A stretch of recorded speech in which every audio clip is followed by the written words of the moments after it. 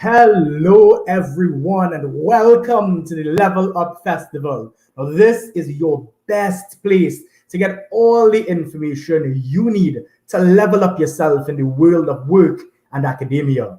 Now, the Level Up campaign is designed to help teenagers embark on a journey to discover your personal strengths, design your best futures, and move forward with determination.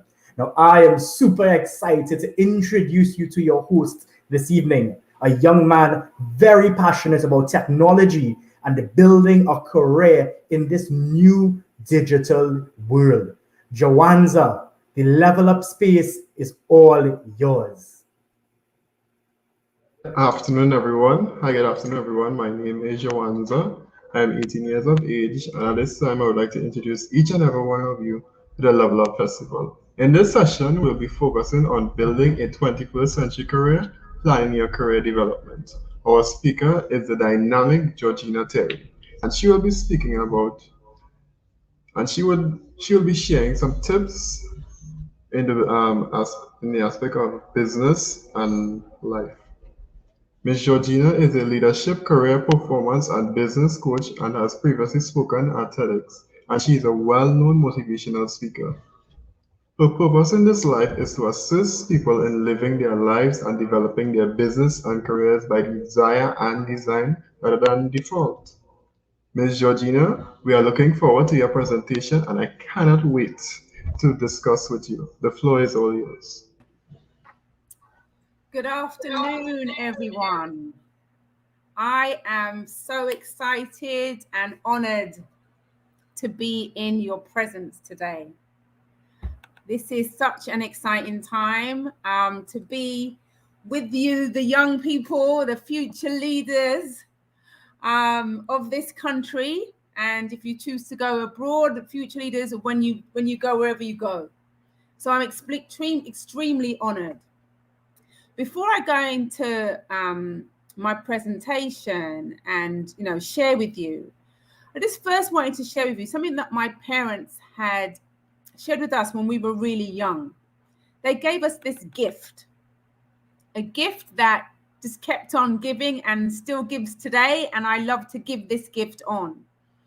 They told us when we were so small, I'm sure much younger than any of the people who are listening today.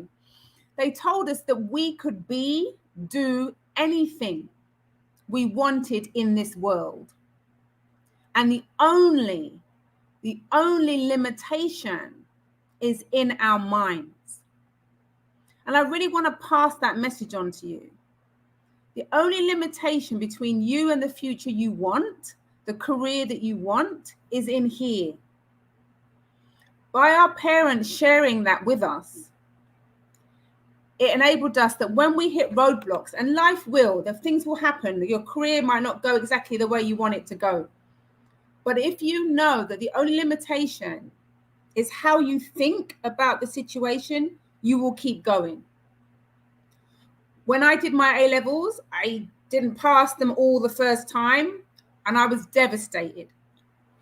But because I knew where I wanted to move to, what career I wanted, I was able to pick myself up and keep moving. So just because I didn't get the grades I wanted the first time didn't stop me from getting the career that I wanted. I went on from university to then becoming an accountant, working for PricewaterhouseCoopers, which is one of the top 4 accountancy firms. And then, how old am I now? I'm 52 now. That doesn't mean I'm really old. It might feel old. And then about 14 years ago, I started my own business. And the only reason I'm able to do that is because of the gift my parents gave me. They gave myself and my brothers and sisters. The only limitation to me and to you is what you tell yourself. So I really if there's any one message I want you to take away today, it's that. So, but now I'm going to actually get into the actual meat of the presentations. Let me share my screen.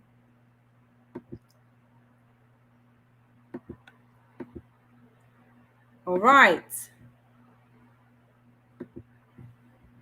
So hopefully, I don't know if there's a way of letting me know if you can see my screen. Is there a way of someone just letting me know? If you can see my screen. Make sure I'm not talking to myself.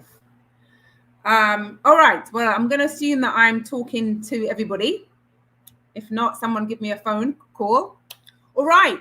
So in order to have the career that you love, from my experience, there are three main components. One, you need to find your passion. Find something that you truly love to do with yourself and your time. Then choose the career that you're interested in, that you want to know more about, you want to spend your time in. And then find a way to connect what you enjoy doing within the career that you do. And once you've worked out what is the career, then look into what are the skills you need to develop in order to get into that career.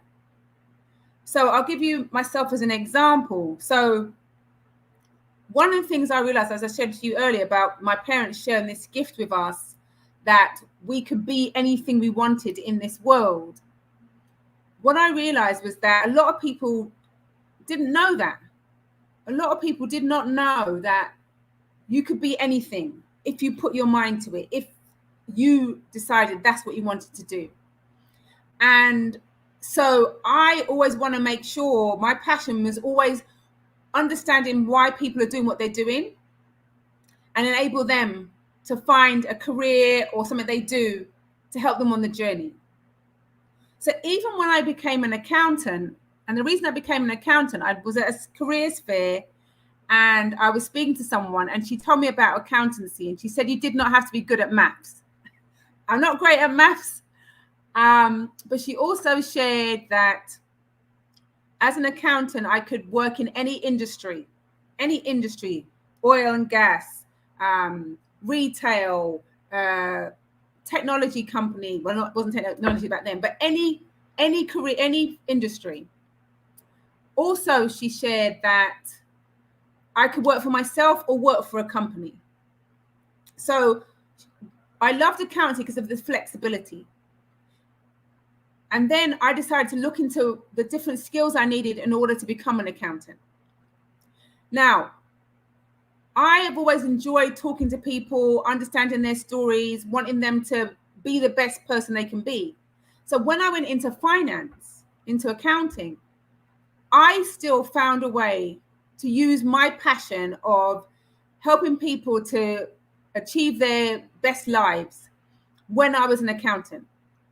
And if you can see now, even today in my role that I run my business and people development associates, which is a coaching and a consultancy business, I still use my passion, which is supporting people to have the careers or grow the businesses they want, even as I'm doing that now. So even right now, with me talking to you, I am living my passion. I found a way to take my passion and include it in everything that I do. A lot of the times when I meet people who are working, like adults, and they come to me to help them in their careers, a lot of times I find that they're doing a career because they were good at it, but they didn't enjoy it. Their passion wasn't there. And so you don't want to wait until you're in your 40s or 30s and realize you're in something you're not really passionate about. So you are at a great opportunity to hear that you can find in a career and you can find out what you're passionate about and connect the two together. Because if you have a career that you love, a job that you love to go to, you will wake up in the morning refreshed and wanting to go. If you look around you, so many people are going to work and they're not happy about it because they haven't found a way to connect their passion to their career. So you have an opportunity at this young age to understand this formula. So let me go into a bit more around actually the passion, career, and skills. So I'm known as the passions to profitability expert, and the tagline for our company, BPD, is live your passion. So I really do believe that having passion is the core of what you do, because when you're passionate about something, and that means you have a strong emotion or strong interest in something, That is you bringing yourself to what you're doing. So one way that you can start to think about, what are you passionate about? What is it that you can do all day, every day, without getting bored? It could be playing Minecraft. It could be playing football with your friends. It could be, I don't know if people still play with action heroes or dollies. I don't know anymore if that's the case. But let's say you like to play a sport. What it is that the sport, you enjoy the sport and you like to play football or netball or whatever that sport may be, and you can play that all day. Now, it's not necessarily that you need to become a footballer in your career. It's understanding why you like the football or netball. So, for example, it could be the fact you love the sense of winning. It could be the fact you love the sense of being in a team. It could be the sense that you like playing a sport because you get to travel and meet different people. So the football or the sport or netball is the vehicle. But the reason you like doing it, that's what the passion is. So, for example, let's say you love football and you love it because of you're in a team. So when you start to work, if you get to work in an organization where you work with others in a team, that enables you to bring your passion to your work. Or if you like sports because you like to travel, if you then get into a career that includes travel, that allows you to bring your passion to what you do. So it's really taking the time to understand what is it you could do all day, every day without getting bored, and what is it about that thing that you like, that you love, that you can take into a career when you start it. And now you think about the current jobs that are out there. So moving into the career piece. Currently, we did a bit of analysis, and these are the top 10 paying jobs right now in Trinidad and Tobago. I'm sure a lot of these are not surprises to you, but this is where we are now. But as you know, maybe even more than me, the world is changing. Well, this is your world. It's changing for me. And there are now future jobs coming up. And I saw this when I was doing research for our time today.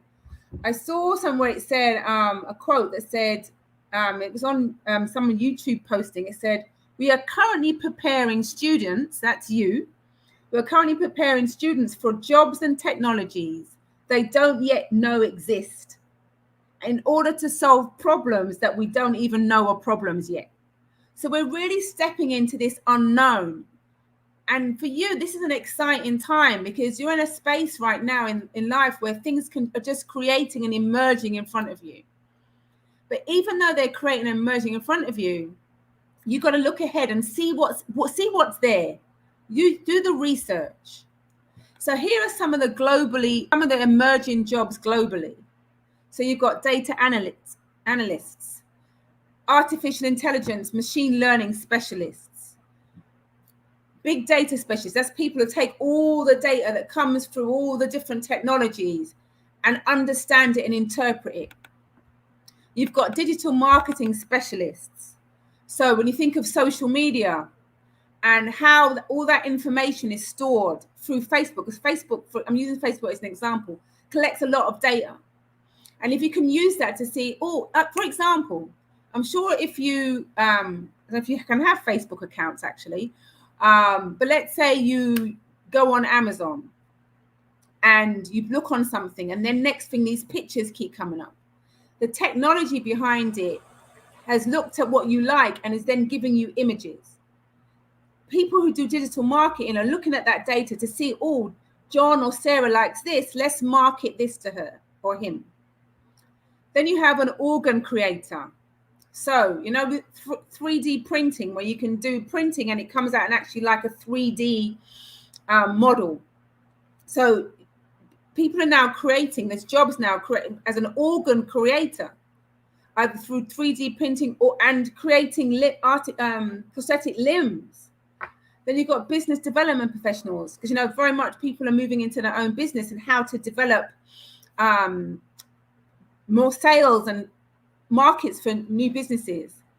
Then you have digital transformation. That's like taking all the different technologies and bringing them together to make businesses more efficient. Then you've got cloud engineers and cybersecurity specialists. So if you notice, a lot of these roles here are all in the technology space. A lot of them in the technology space. But the thing to be mindful of now is, yes, technology is here. But we're also to remember, no matter what career you go into, if you find something you like, make sure you incorporate your passion, as we talked about earlier. Now, what we're finding is, in the past, people used to focus on science, technology, engineering, and maths. Those are the areas we're being encouraged to go into. But over time, people started to realize that you moved from what was called STEM to STEAM, STAM. And the A is for arts, visual arts, music. Because what they've realized is that, yes, you can have what we'll call the technical skills, or they're called the hard skills in science, technology, engineering, and maths. However, you need to be able to go into the workforce and be able to engage and interact and problem solve. And people bringing the arts into it brings that skill. What we found in the past is that a lot of people who have got just the science, technology, engineering, and maths, they may be good technically, but they are not as confident in order to create relationships at work. They are very process driven. But in the workplace, you're engaging with others. You need to problem solve, come together as teams, find creative ways and different solutions.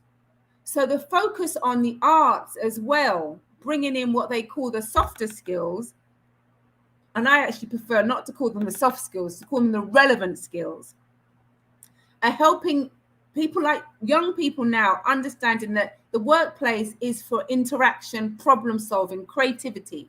And bringing the arts into that is what strengthens that for you.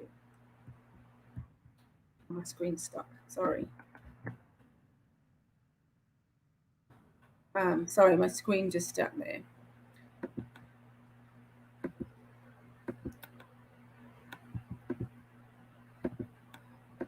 Okay, let's go back. So now that we've spoken about, you know, bringing in the arts, some of the skills, the 21st century skills that you need to start thinking about ways to develop and bring in are problem solving. It's critical thinking skills. That's really thinking through problems and taking data and being able to make these solutions through looking at data and analyzing it from a critical standpoint rather than an emotional standpoint, getting all the information you need to make a decision. Then you have the self-management categories, which is really around like stress tolerance and being resilient in the workplace. Like, how do you manage yourself? How do you become more emotionally intelligent? And what that means is being very aware of yourself, knowing how to build relationships with others, knowing how to be empathetic, which means care about others as well as yourself in the workplace. Then you've got working with other people, because that's where you're going to interact. And then, of course, the technology. So these are the 21st century skills areas that you need to look at. So you've got critical thinking, creativity, collaboration, communication, information literacy, flexibility, initiative, productivity. All of these skills are what are going to help you to interact with others and be able to bring that, be really successful in the career that you choose. So it's really not just focusing entirely on the technical, it's bringing the people side or the relevant skills into the workforce, but also into you. These are skills you need to develop, as well as the science, technology, engineering, and maths. I'm having some technical trouble here. This is the benefit in the tech world. One thing that's definitely taught me during COVID, everything being on technology wise, is just breathe and continue. So you have the career, and then going back to the career, it's really around. I'll quickly go back. When you start thinking about what careers that you want to go into, one of the ways you could start, you say, for example, a particular thing you love. Let's say you love Minecraft. You could go online and see what jobs Minecraft has, or if you like a particular other computer game, or you like Premiership football, you can go and look and see what jobs they have out there. Go and research online and look for the companies that you like, or you might know Amazon. Go and see what Amazon does. If you got here BPTT, look online and see what skills, see what jobs they have advertised, and then start looking and seeing what are the skills that you need in order to do those jobs. So then how can you develop those skills, especially before you join the workforce? Because that's one of the things, you can get a job, but you don't have those skills we just talked about. So one way is that you can develop it in your spare time. You can join clubs like Heroes Foundation, Junior Achievement, or your sixth form may have different associations. You could do voluntary work. There's Rotary or Rotaract. Also, there's different charities. You could find a mentor who's in that field or in a company you'd like to work in. You can get a part-time job or do an internship. These are all spaces and places that you can develop your skills. If you start to develop the skills that I've just shared with you, problem solving, critical thinking, stress tolerance, flexibility, collaboration, you can find these skills, develop these skills in your part-time, and these will help you get ready for the workplace, so that when you go to interviews, you can, at your interview, show that these are the skills you have. And I've put here that people remember stories. I do a lot of work with adults who want to change careers or move up the ladder in their jobs.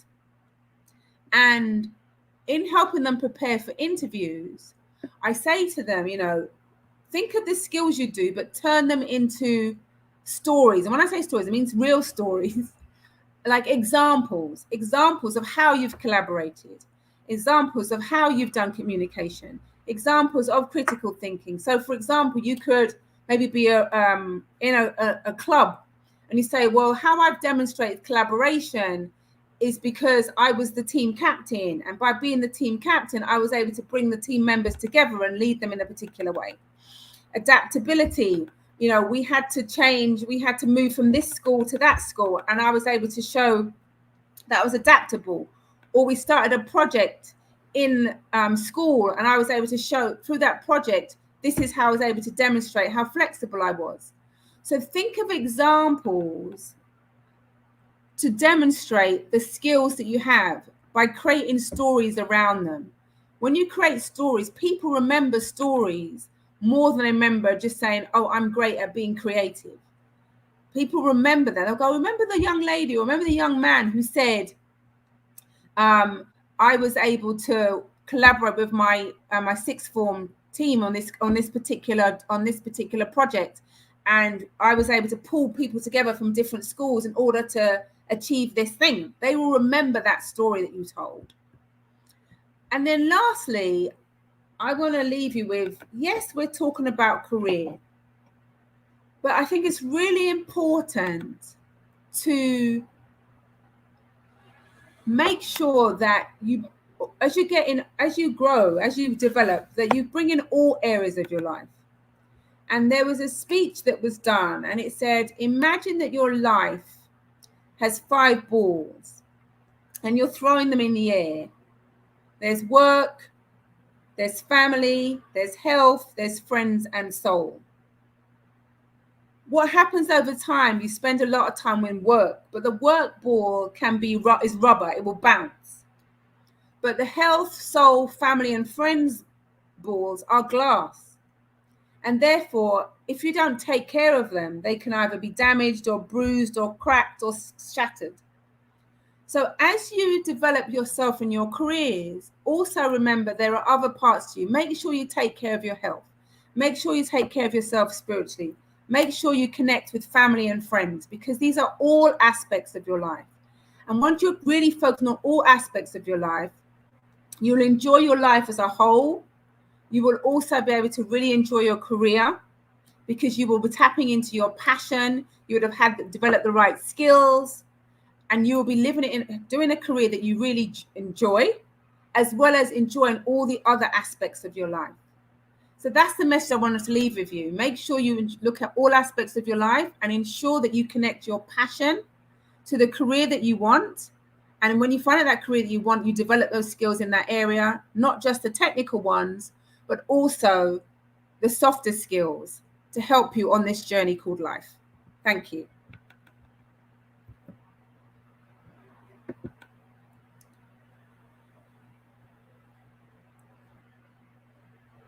I'm not hearing you, Jawanza. You're on mute.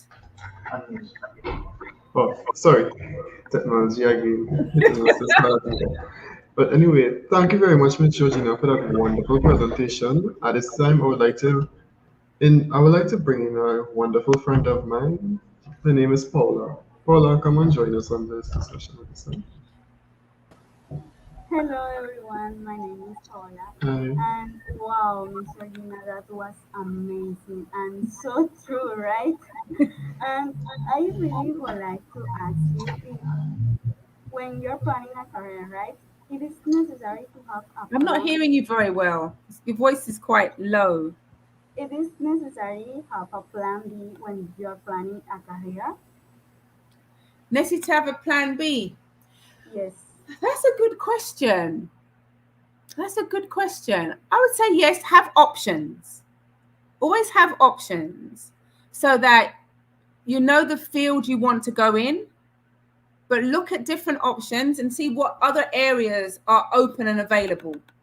So therefore, if one doesn't go through, you're not stuck. You have something else that you can fall to. So yes, always look at to have a varied amount of options.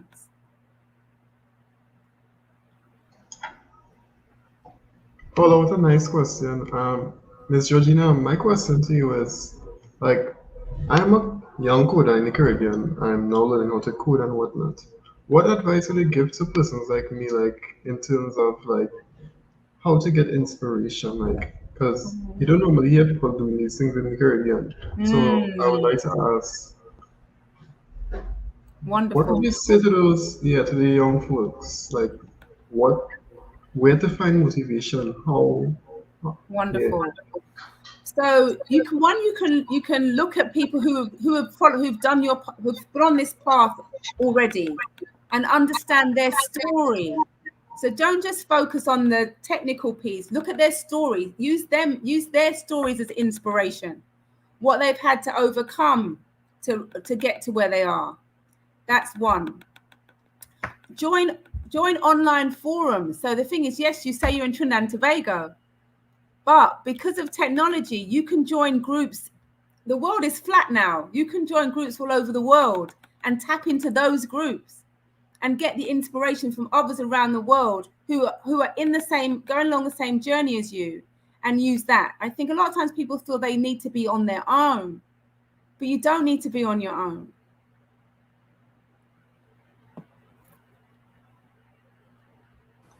So nice, Miss Georgina.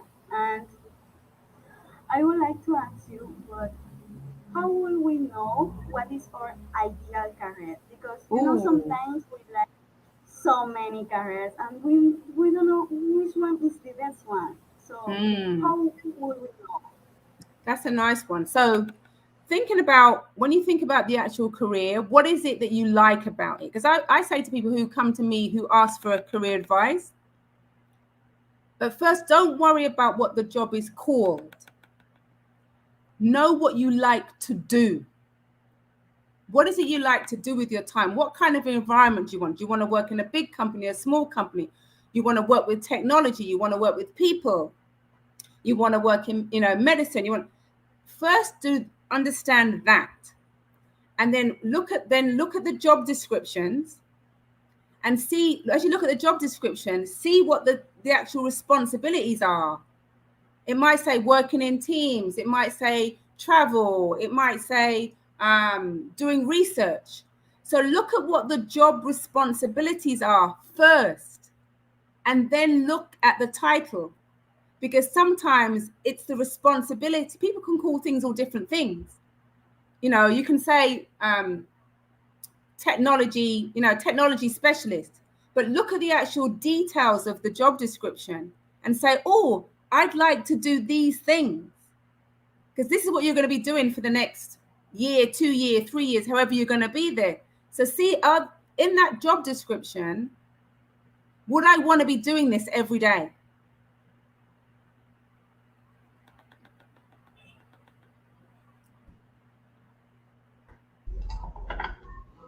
Well, Miss Georgina, I could actually empathize with you what you just said, because the career that I plan on pursuing is something like coding and whatnot, and I really like doing that. So I would say the same thing. Mm-hmm. I would say follow the career path that you okay. So if you're a young person and you realize you're into technology, or if you're into sports, as you said, and you want to follow that, then you're able to figure it out before you reach secondary school, go for it. Um, Also, I would like to ask if anyone in the chat has any questions, they can pose it to us at this time.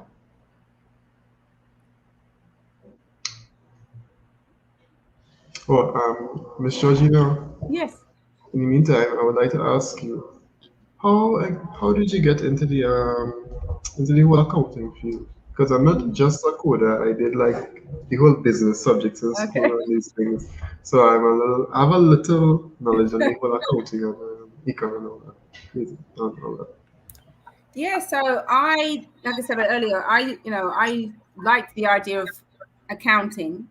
So I researched the different types of accounting professions there are. So you have financial accounting, management accounting, you had public accountants who work with governments. And I looked at the different ones and researched. So I said, okay, I like accounting, let me understand it. So I did some research on them and then settled on the one that I liked, which was ACCA, Chartered Certified Accountancy. And I knew that's what I wanted to study. And then then I started looking for jobs, and I looked for accounting jobs who were looking for people in that kind of space. And I also looked for, this is the other part, I studied my ACCA, my accountancy, while I was working. So I looked for companies who would pay for my studies. So if you want to go on to further your studies in a profession, when you're going for interviews, also interview the company. Don't let them just interview you. Understand when you go into that company, will they pay for more studies? Will they also advance you? So I looked for companies that would also help me in terms of furthering my career. But the first piece was I liked the profession, but I did research on the profession to understand what it was involved, and then companies that were looking for people in that space. I see a question on the screen. Yes, I think it's Vanessa Julian. She has a question in the chat saying, do you have any advice for persons who are looking forward to change their career paths in life, but they're afraid of moving on? So basically, they're in a position where they want to, can I start over again? So Yes. that's why, yeah. Great. I have a lot of clients actually who come to me like this. So because they weren't maybe following their passion in the beginning, and then they've decided they want to change. So yes, the advice I'd give you is, firstly, acknowledge the fact that you want to change, which is great. And this is the piece I would say, look for your transferable skills. So let's say, for example, you have someone who is in accounting and they want to go into a technology role, like they love technology. And they'll think, well, I can't change from accounting to technology because it's two different things. But what you do first, you look for what the skills you have that you can transfer from one career to another. So if you take accounting, you're very structured, there's process. So how do you then say, okay, I can do process really well. I'm really good with data. And then you then, in your interview, demonstrate that you can transfer those skills, that the skills are not just accounting skills, they're transferable. The other advice I give is that when you're doing your resume, instead of saying, again, I'll use the same thing. Instead of you saying on your resume, the front page that you're an accountant and focus all on accounting, advice I say to clients is focus on the front page of your resume, the skills that you have, and the examples of work that you've done. So the person sees your skills first and is not worried about the career that you did, because you're talking about what you were able to help the company do. And on the second page, you put that it's accounting or it's technology or engineering. So you really sell yourself on your skills as opposed to the old career and show what is transferable. Ms. Georgina, we also have a final question from Christina Joseph. Her question is, what inspires you to take a leap of faith and start your own company? Was it scary leaving your job 14 years ago? It was very scary. I'm not going to pretend. It was very scary. It took me I decided I wanted to do it. It took me, I gave myself a year. I gave myself a year to make the transition. I decided that for my story was that, as if you told by my accent, I'm not originally from Trinidad. And the company I was working for, we were going back to the UK, and I decided I didn't want to go. I wasn't ready to go back yet. And I wanted to stay in Trinidad. And that was the reason that prompted me to start going to my own business. So that was the reason. But it was still a scary transition. And you know what I did in the end? I said to myself, this is something I really want to do. If I'm not successful, I can always fall back on my accounting career. But I owe it to myself to do this and see where it will take me. And that's what I did. And it's not been an easy journey, but it's definitely been a worthwhile journey. So I hope that helps the person who asked. Yes, it's scary, and have a lot of clients who get scared, but decide on what you want to do. One advice, put some savings away first, so that when you start the new business, because the main concern is that you're worried about not having money, right? To pay your bills, to eat, So save about 6 months or a year's worth of money to look after yourself, so that when you start the business, financially you're okay while the business is growing. That allows you to have some peace of mind. Okay, thank you. Ms. Georgina, thanks. I would say that question was a very interesting question. Yes. At this time, I would like to ask Paola. Paola, do you have any question? Here's another question from Nadella. It says, what can a student who didn't get good academic pass at school do to land a good career? Yes, great question. The first thing is you believe in yourself. But just because you didn't have good academics and pass your grades, that does not mean you're not clever. That does not mean you can't succeed. That just means at that particular time you didn't make that. You need to believe in yourself. As I showed you earlier, my parents said, what happens is up to you. You can do whatever you want. Only limitation is in here. So you have to know that you can succeed. You have to know that you have to keep going. You have a vision for your success, and you just keep going. You fall over, you pick back up. You fall over, you pick back up. And if you keep believing in yourself, you will, and have a vision for where you want to go, you will be successful. You determine what happens to you, not someone else.